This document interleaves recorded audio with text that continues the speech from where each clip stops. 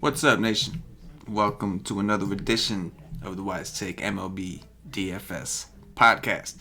I'm your host, CK013. You can find me on Twitter at CK_013, and I am joined once again by the GOAT, the true OG, Paulie D. You can find him on Twitter at Paulie with 8 D's. Paulie, my man, what's happening, bro? Chilling, bro. Watching NBA playoffs. All these games have been blowouts so far. Hopefully this last OKC Portland game is good. My squads are doing well, so hopefully we run ourselves into a sweat ski. And baseball didn't go so great. I called some good stuff, but I only built one team and didn't end up on the right stuff that I called. I ended up on the few wrong stuffs that I called. Yeah, I'm only laughing because that's the story of our lives the last 3 days. I think some of the stuff that we hit on extremely right, and there might be a situation where we predicted say there's 7 games and we predicted 5 scenarios the right way, but we played the 2 scenarios we got wrong. It's just, those are in the main squads. But yeah, similar story here. I ended up going with Wheeler, which was the right move. Even though we talked about it on the Y stream, and I was I have a hard time committing to this guy. And then at the end, he was my number 1 pitcher. At the end, I had no choice. I had to, because I just couldn't sell myself and anyone else, and that's what I ended up doing. But aside from that, it was all just a tease, man. Certain teams looked like they were gonna get going, and then they just didn't. And that was just, I stacked the Mets, and they scored 9 runs, and their pitcher accounts for I don't know how many of them.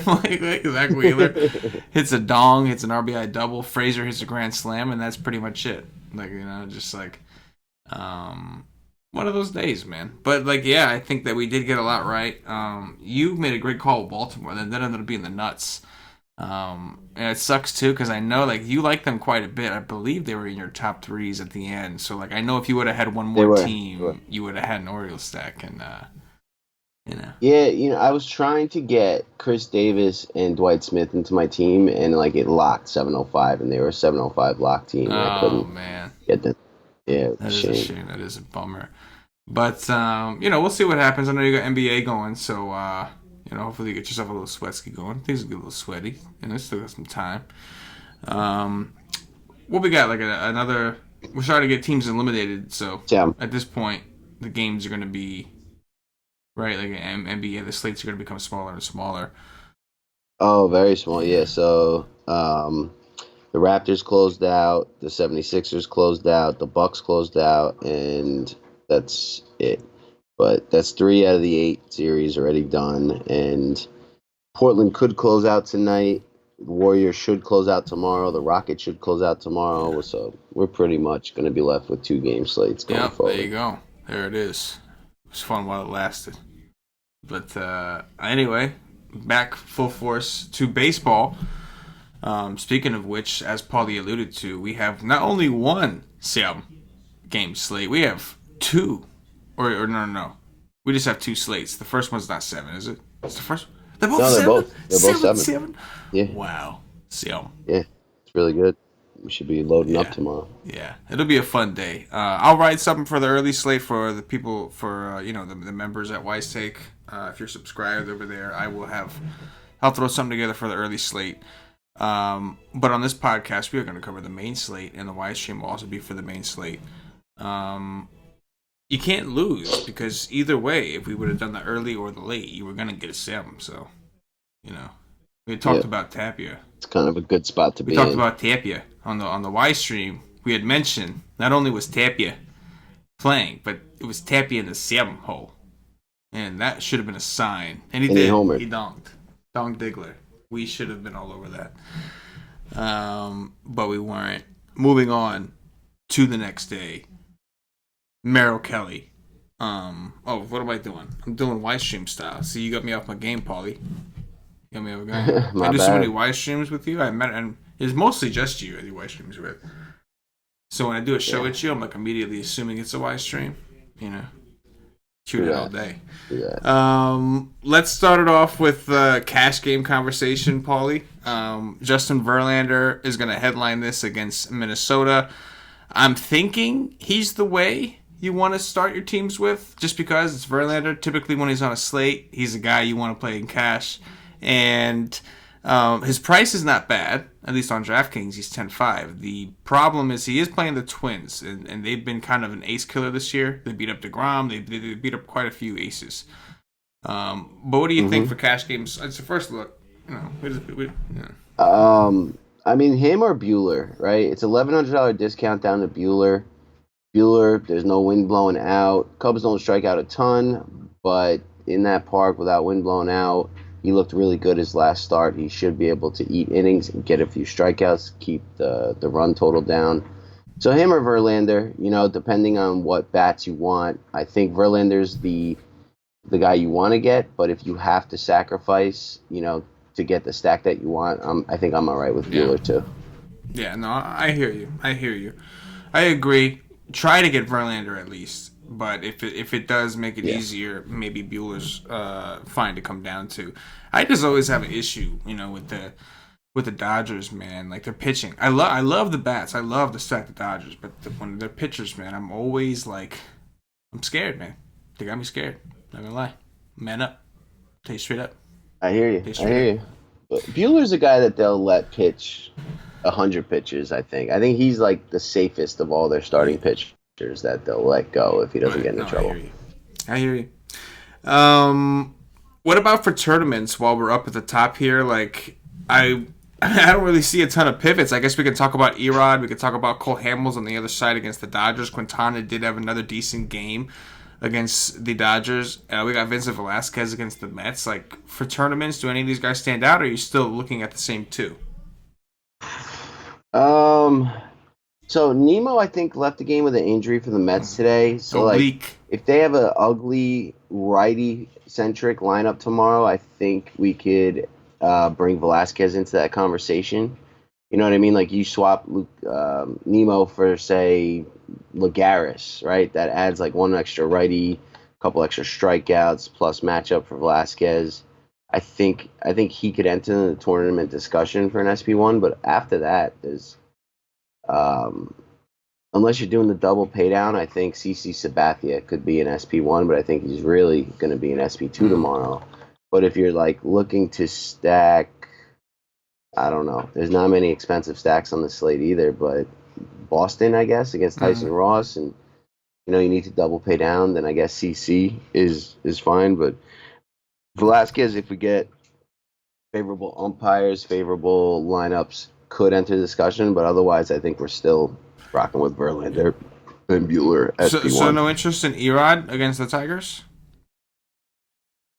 I don't think so, but you do bring up a good point. I do have to look into that, how they've been doing against lefties this year, his pitch repertoire.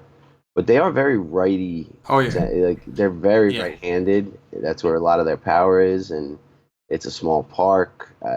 I'd be nervous about guys like Castellanos and Goodrum, some of the other right-handed power that they have. So maybe, but I think it'd be hard for me not to find the 400 for Bueller over. Yeah, no, I think Erod's obviously got ceiling. He's got upside, but he's also got a very low floor. And the Tigers are just, I don't know. I mean, like, we'll dig into the numbers tomorrow, but they always strike me as that team that, like, when they face a lefty, like, I know they're not the same. Miggy Cabrera is not the same, and they don't have JD Martinez anymore, and Kinsler's not the same player, nor is he there anymore.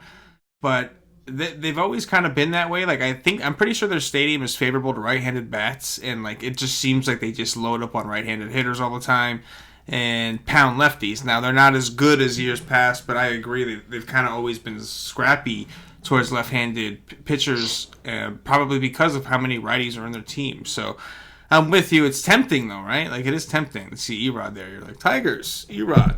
It's like, yeah, definitely. I agree with you on Velasquez, man. That's a good point about Nemo. My only hiccup there is he right now, Brandon Nemo, I know he's been playing a little bit better lately, but he's still like among the top guys, like strikeout dudes on the Mets. Like, you almost want him in there. I know Velasquez has had real problems with lefties, so I'm sure righties are going to be favorable for him regardless. But That's a lot of strikeouts coming from that man. Like, I don't know if the Mets have another guy besides that Guillermo dude that is striking out as often as Brandon and Mo right now. But I do like the play, and what I also like about that game is on the other side it's Jason Vargas. So you got to be looking at the win with a little saliva building up in your mouth if you're playing Velasquez. Coming down to some of these cheaper options, Paulie. We got Pena against your Yankees. Lyles. I don't know what this dude is on, but this dude is on some good-ish. 11 Ks against the Cubs, I think it was. And then another very good outing. I forget. Who was it against the second time? Do you know? Who, the Giants. Okay. Lyles? He faced the Reds, the Giants, and the Cubs. The Cubs was the big game. Cubs, the Cubs was the big game. The Giants, he had 6K, 6. But either way, he's looked really, really good. And then you mentioned CC. Let's talk about these three guys. Like, tell me which one you think you'd be the most comfortable with in cash as a cheap option. I'm assuming it's CC, and then in tournaments, is it different? Yeah. So. CC, Lyles, and who? CC, Lyles, and Pena. All right, so CC I'm definitely comfortable with. The Angels struggle versus lefties. Outside of Trout, that lineup is just ugly. And CC's looked really good this year. He's like a vet that's figured out how to stay out of trouble. In this park, he should do fine against that really, really weak lineup. I mean, he's like far and away my favorite out of this group. Pena against a watered-down Yankees lineup with not many lefties. Like, I tried to jump on Pena last start. It didn't work out well for me. I don't know. Like, he'd probably be my next. I don't really like picking on Arizona. I do like the park. I'm not fully invested or believe in this Lyles resurrection, but I'll dive into him. Maybe he'd, jump ahead of Pena because Pena's riskier. But for cash, it's definitely Sabathia. For tournaments, it's definitely Sabathia. And then Lyles and Pena are like maybes for tournaments, depending how they profile. And like Pena is going to have to really impress to get in. And then Lyles, I think, is like safer as an SP2 for tournaments. I don't really love picking on Arizona. No, I definitely hear you. Arizona's been a very pesky team at least. They've either been hot as hell and tearing the cover off the ball, or even when they suck, they've just been pesky and running pitch counts up and tying low scoring games and just killing you that way. But I think most people, I would be surprised if most people didn't go with Lyles. And the reason I say that is, assuming that people don't do a double spend up of some sort. The reason I say that is because Lyles is the favorite. The D-backs are projected for 3.8 runs. CC's actually an underdog in that game. And while I actually I agree with you as of right now. I prefer CC's matchup, I think. I just really think that low of the Angels. And I think CC looked really good in his outing. But I think as far as what most people would do, I would expect most people to kind of follow that structure. It just seems like they always follow a specific structure like that, right? Like favorites, low totals, big ballparks, and CC only checks really one of those. So I actually like the idea of CC in tournaments as well. I mean, Lyles I'm cool with, but I agree with you. I think in tournaments, regardless of what you do in cash, I think in tournaments you can definitely make a strong case for CC. And I think his ownership may be a little bit lower than some of these other jokers. Let me ask you about another guy for tournaments, man. Let me ask about John Means, man. Lefty. Last year, the White Sox, one of the worst teams in the league against lefties, striking out a shit ton. The year before that, they were one of the best teams against lefties. You had to play them against lefties. And then this year, we've seen a little bit of both. Yeah. Means has looked good so far, not the hugest sample yet, but he's had a couple starts, a little bit of time out of the bullpen. It's going to come down to their lineup the White Sox put out, how, righty-centric and threatening versus, Delmonico plays because Eloy's on the disabled list, stuff like that, where we get a couple extra plus matchups. And then the umpire for me because, I do like the idea of going to Means at low ownership for cheap, but I also wouldn't take too much to sway me to the White Sox side either, the bat. So He's under consideration. Definitely one of the pitchers I'm going to deeply dive into. And like, if you're going to do the double spend down, like him and a CC could work out. But I think right now I'm leaning more towards pitching him than not. I think the bats for Baltimore are in a good spot too. So like I like correlating stacks with the pitcher. But we'll see. We'll see what lineup comes out, what umpire he draws, the weather, all that stuff will kind of play into that Yeah, decision. I agree with that, man. I think that there are strikeouts in the White Sox lineups. Granted, because of all the righties they have, you'd expect some of these guys. We know like Jose Abreu is going to be an obstacle. Tim Anderson is going to be an obstacle. Potentially either McCann or Castillo. But after that, it's kind of a wild card. You really don't know. Like the rest of the team is extremely inconsistent. Moncada is significantly, less valuable against lefties. So it's Yeah. a dangerous park, but he's only 5'2". I think a concern is how deep will he go. I think it could be deep enough if he's efficient. And right now, like we look, I know we briefly looked before the show, but his numbers are great, man. His xFIP's in the threes. He's got a nice 25% K rate or something like that. So he's got a nice healthy swinging strike rate. So I think that, like you said, Yeah, yeah, very yeah, healthy. yeah. Like you said, you can use him with if you needed the expensive bats, and I don't even know if the bats are expensive enough to where you would need to do this, but you could go like a CC or a Lyles with Means in a tournament, and at the very least, he'll make it easier for you to play one of those more expensive SP1s, the Verlanders, etc., the Buellers, while without sacrificing too much to your bat. So I think in tournaments, Means could be valuable, but we'll dig into that tomorrow. You mentioned correlating Means with a Baltimore stack, Paulie. Irvin Santana has been awful. Since last year when he came back, only didn't play much, but it was terrible what we saw so far this year. We're seeing more of the same. Baltimore won the slate tonight. They were the nut stack tonight with scoring 9 runs at home. Talk to me about Baltimore. Yeah, I mean, there's a couple guys on Baltimore that have been hitting righties very well. Santana, fly ball pitcher with a 92 exit velocity allowed and 247 distance. Both very, very poor. They're definitely in play. They seem to be, not scalding hot, but somewhat hot. Some of their hitters have been pretty hot.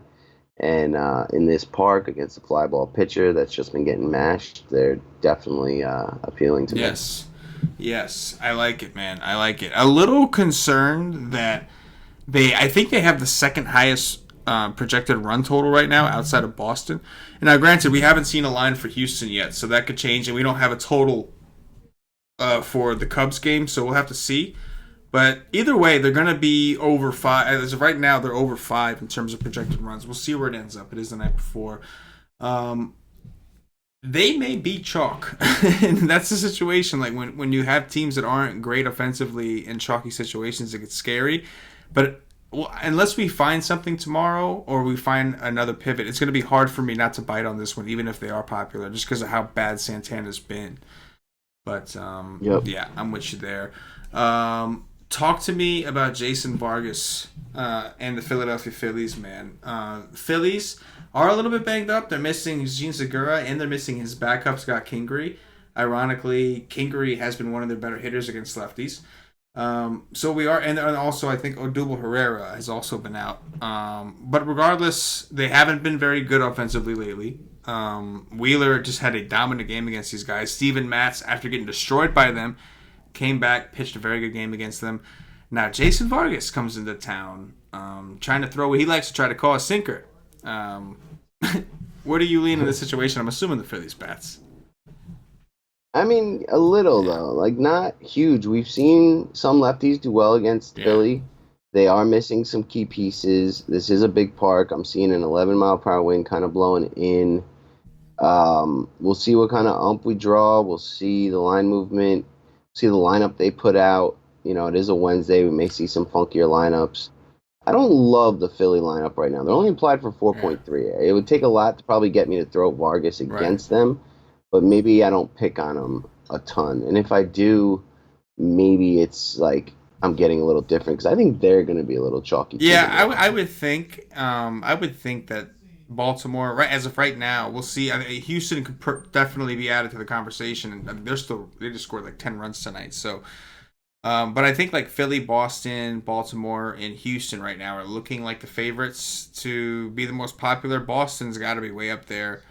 And the White Sox, I And, think. and the White Sox against Means, that could definitely get trendy. But yeah, I think I'm curious to see which way this line moves. I'm very interested in attacking Vargas. I know Philly hasn't been good, but I think Vargas might be that bad to where like this is a situation where they can kind of get themselves right. And I am curious to see what their ownership comes in at. People like to attack Jason Vargas, but we have a couple other spots that look pretty juicy. And when it comes down to picking, I guess what it really depends on is, are you interested in Boston? And they got Tyson Ross in Boston. I think I played Turnbull against them today. Turnbull couldn't strike anyone out to save his life, Anybody out? but Yeah. Boston could not score a run. But they didn't No, really no, get no, to no. him. They didn't score one Yeah. run on him. And they've had bases loaded. They had several stranded runners. He got the win. Like Boston wasn't able to do anything against him at all. What about this situation? Boston's going to be chalk. 5.7 projected runs. That's just really high. What do you think of Boston? Yeah, and I mean, Tyson Ross, how's he look this year? I don't really even know. I've played him on the down low in certain situations. Like you On know, the you down know what low. I'm saying, like early slates, things like that. Just kind of like I'm gonna slip a little Tyson Ross in there, and he's done all right. He's had some good games against bad teams. That's more or less what he's done so far. You know. Yeah, looks like he's keeping the ball on the ground for the most part. The hard hit rate's low, 89 exit velocity, 201 distance, not horrible. Velocity's down about a mile per hour. That's not great. Um, I would say that I lean Boston bats, but I don't love them either. Similar to like the Philly situation, where like I kind of hope the field jumps on that, and not that I would pitch Ross against them because I don't think there's upside. I don't think he'll get many strikeouts and whatnot. But I don't know if they get to him either. Maybe a three-man Boston I can get behind. Like I think it's a good spot for Mitch Moreland and Benintendi, and then any one of Betts or JD as a three-man is fine, especially with that high projected total. I think those are cash game plays. But overall, I'm not that interested in the Boston stack Yeah, I either. mean, they just gotta kind of show us something. Like, granted, yeah, I'd like to get ahead of when they finally steamroll and do it, but at the same time, I gotta see some kind of signs. Like, I played Turnbull today, and it was just really, I just said to myself, like, Boston, show me that I need to be afraid of you right now. You know what I'm saying? I'm not saying we should go Yeah. willy nilly and just play guys against, Boston and just get dollywopped every day. You know what I'm saying? Like, I'm not saying we should do that. But mollywop, that's what it is. I've been saying dollywop all day, feeling like that wasn't right, like feeling like I was saying it wrong. But I was like, what else could it have been? It's a mollywop, dollywop. That's like some sour cream shit. You ever seen the fucking the commercial, the do a dollop sour cream? Dollywop. That's what that. They should use that. I have no idea. No idea what you're talking about. They should use that. That's what they should use. Dollywop. You never seen the Sounds commercial? great. I don't watch that much TV besides like sports. So if it was like a commercial during a football it game, may have been during a football game. I'm trying to think of how I saw it because oof, even when I do watch, PG, yes, I've been playing PG every trip set day. right at the buzzer. Every 61-60 been playing a them half. every day, just figuring like I'm gonna catch these monster games. He put one up last time, and he's doing that dirty to thy neighbor today. But yeah, I'm with you. I think that Boston's kind of got to show me something. The only other offense I want to ask you about before we kind of wrap this up is Houston, and maybe hard for you to answer that question because we don't necessarily know who is their starting pitcher tomorrow. We've seen DraftKings went ahead and they were bold about it. They just put out some guy named, what's his name? William Little. Little. Something Little. Yeah. Littell. Littell. Yeah. He says it's Littell. It's definitely Zach Little. Littell. He thinks he's fancy, but it's Little. What do you? I mean. Yeah, I mean, what limited time he had in the majors last year, he got rocked. Houston bats are hot. I definitely have interest in the Houston stack against them. They're probably going to be cash plays, especially like Springer, Altuve, Bregman. I think you can get involved in any part of this lineup against this guy, and not so great bullpen behind. So definitely have interest in the Houston bats. They've just been good. They've been hot, and this could be a spot where they pour on the runs. Diggity. All right, let's do. I do agree with that. Let's do the cash game core real quick on FanDuel, DraftKings, yada yada. And I'm assuming we should at least try. Oh, we'll do FanDuel first. So let me pull this up real quick. Let's see. Verlander is 11K over there.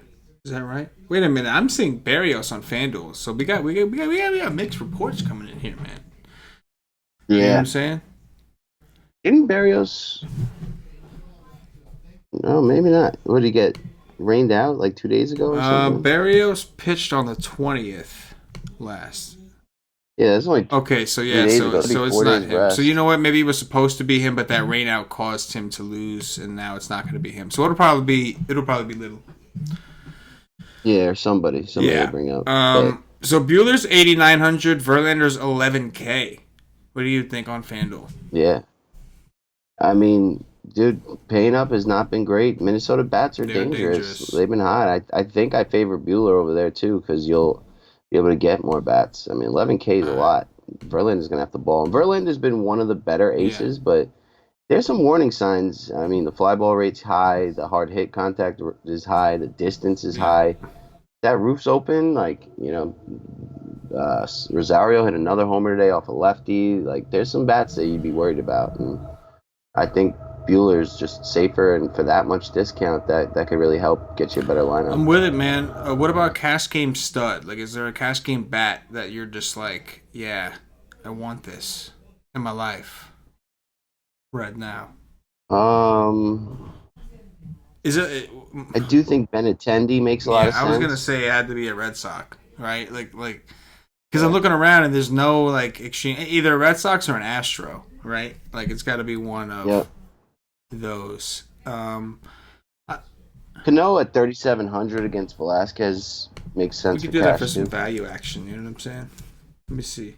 3,500 over here. He's not very cheap over here. So we'll use that one for the old DraftKings economics. You know what I'm saying? So on DraftKings, we'll do them both at the same time. On DraftKings, Buehler, and you wanted CC, right? Like, you cool? Buehler, CC? Yeah, I think I'm cool with that. I mean, on what's the difference between 1,100 between Buehler and Verlander? On DraftKings, it's It almost makes more sense to go to JV. Yeah, let's go to Verlander. Yeah, I like that. Some security.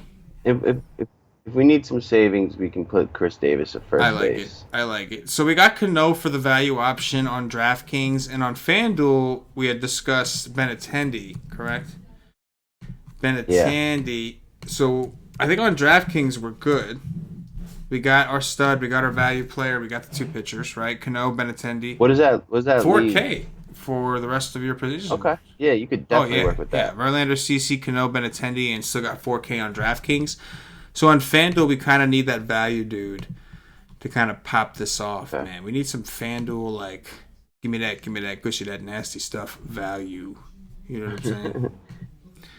This is where the sites really separate, too, like the pricing between, you'll find value bats on FanDuel that are like 4K on DraftKings. We should be able to find something here. We'll find it. I mean, Chris Davis is 2,200. Yes, he is. Rio Ruiz against Irvin Santana at 2,300 at third base. I don't know how deep third base is. I mean, it's pretty much like Bregman and Franco. Cedric Mullins. Well, I guess it is kind of deep over there. Never mind. I was going to say.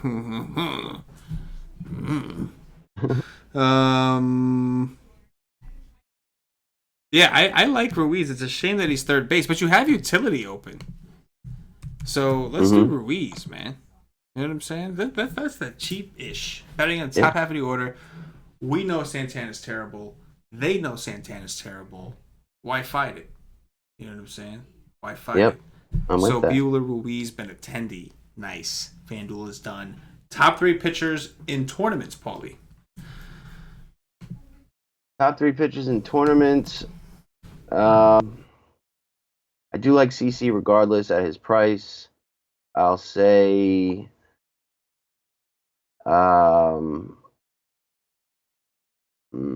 Velasquez and Bueller. I'm gonna go with Verlander, CC, and I'm gonna go with John Mother effing Means, man. You know what it All means? right. Mm-hmm. Top three stacks. Baltimore.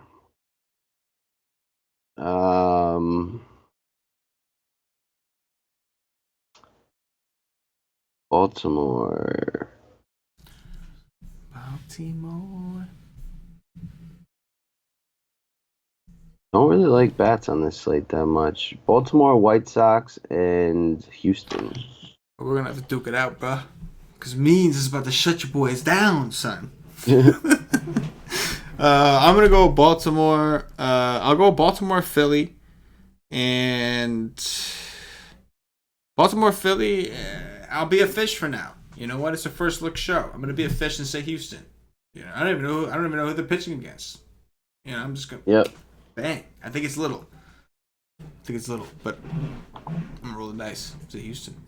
But yeah, man, how about that? I forgot to do the plug. Normally I dangle the plug in front of the top threes, and I just totally forgot. But I'm gonna sneak it over right now and kind of like tell them in a subtle way that they should check us out at whitestake.com if they haven't already.